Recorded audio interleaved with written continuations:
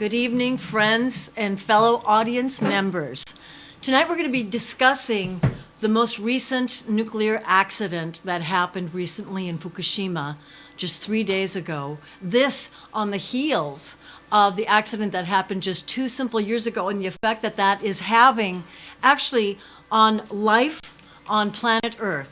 So we want to go over a few of these things and just discuss them with you, because new revelations of contaminated water leaking from the storage tanks at the tsunami-ravaged Fukushima Daiichi nuclear power plant have raised a lot of alarm, coming just weeks after Japanese officials acknowledged that radioactive water has been seeping into the Pacific from the plant for more than 2 years. The government announced that this week that it will contribute $470 million to build the underground wall, a reactor, and then the turbine to develop an advanced water treatment system.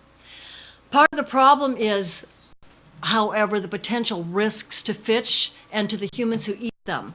So we have a question that came in, and the question is, how much radiation-contaminated water is leaking into the sea?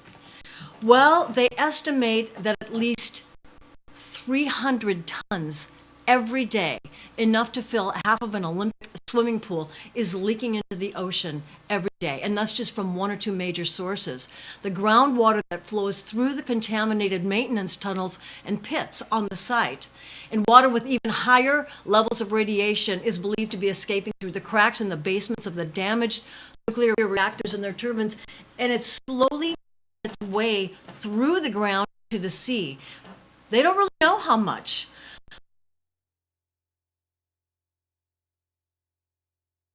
Evidence leaks, though it acknowledges the possibility. That's interesting. That always seems to be the thing that they say. There's no clear evidence when they decide that they can't determine for sure that that's what's happening. So, and we've got another question now. It says that sounds like a lot of water, but the ocean is big. Not that big. How dangerous is it? Well, I don't know.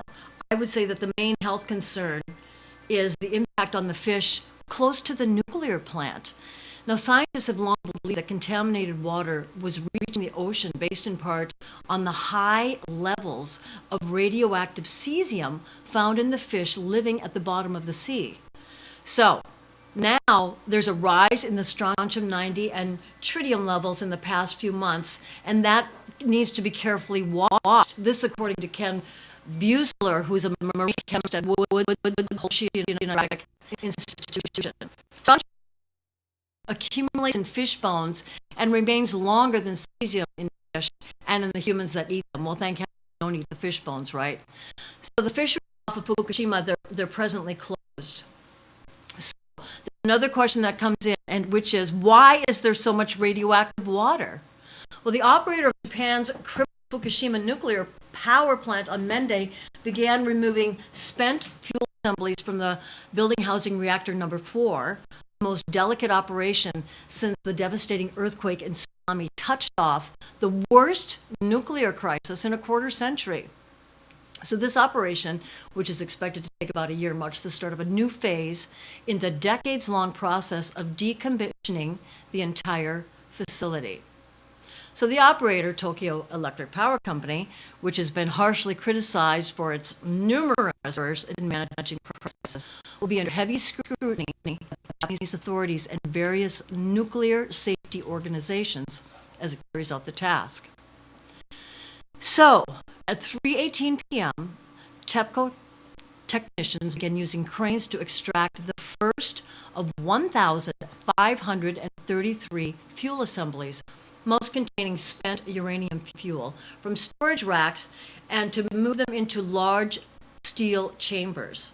The initial transfer takes place inside the spent fuel pool that's housed the fuel assemblies and kept them cool since the March 2011 natural disaster.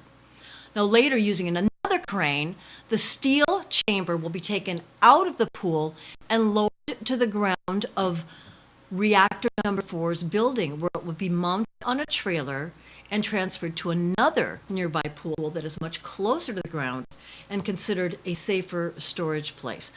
Not very safe to me. This operation is full of challenges because reactor number four's building was damaged by the hydrogen air explosion triggered by the earthquake and the tsunami. So we have a quote from the president of the Nuclear Regulation Authority who said there's enormous potential risk associated with the spent fuel. And he said that he was more worried about this operation than the problem of a radioactive water accumulation at the plant and leaking into the sea. The Citizens Nuclear Information Center and other anti-nuclear groups say TEPCO is not prepared to carry out this delicate operation, and that using a crane to lower the steel chamber, which weighs 90 tons when it's full, is a very risky operation. The casks must be vertically lowered a distance of 32 meters, or 105 feet, from the highest floor of the building to the ground floor,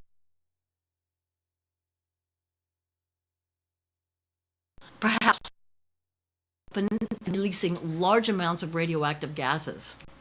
The 2011 earthquake and tsunami-triggered crisis was a serious enough accident to rate a level 7 designation, a distinction the Fukushima disaster shares only with the 1986 meltdown of the Chernobyl plant in the Ukraine.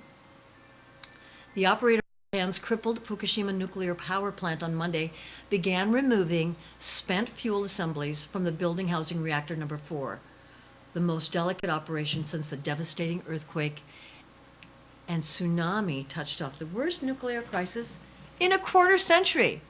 I think I might have told you that already, but you know, it bears repeating. So, point being taken, we're in a world of hurt if we don't get this figured out and cleaned up, because